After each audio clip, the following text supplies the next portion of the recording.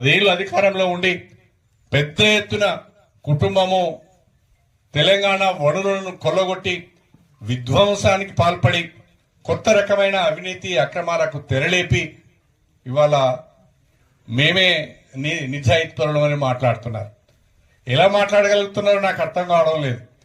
నిజంగా ఓసారి ఆశ్చర్యం అనిపిస్తుంది.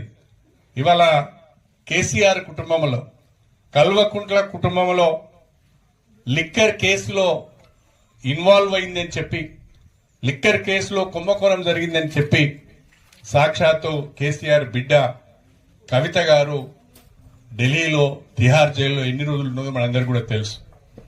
అదేవిధంగా ఇవాళ కేటీఆర్ పైన ఫార్ములా ఈ కేసులో దాదాపు 55 కోట్ల రూపాయలు నిబంధనలను అతిక్రమించి మరి ఆ కంపెనీకి పే చేశారు. తద్వారా అనేక రకాలైన తప్పులకు పాల్పడ్డారని చెప్పి ఈ రోజు ఆయన మీద కేసు అయింది. ఆయన కూడా రేపు మాపో జైలుకు పోయేటట్టున్నాడు. కాళేశ్వరం ప్రాజెక్టు విషయంలో కేసీఆర్, హరీష్ రావు గారు అనేక రకాలైన సాంకేతిక పరమైన ఇతరత్ర తప్పులు చేశారు. వాళ్ళను కూడా తప్పకుండా విచారించవలసిన అవసరం ఉంటుంది అని చెప్పి కమిషన్ ఘోష్ ఒకవైపు మాట్లాడుతున్నారు.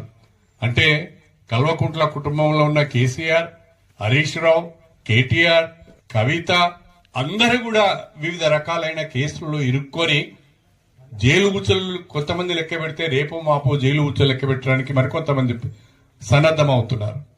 నేను అడుగుతున్నా, ఒక్క కేసీఆర్ కుటుంబం మీదనే ఇన్ని ఆరోపణలు ఎందుకు వస్తున్నాయి?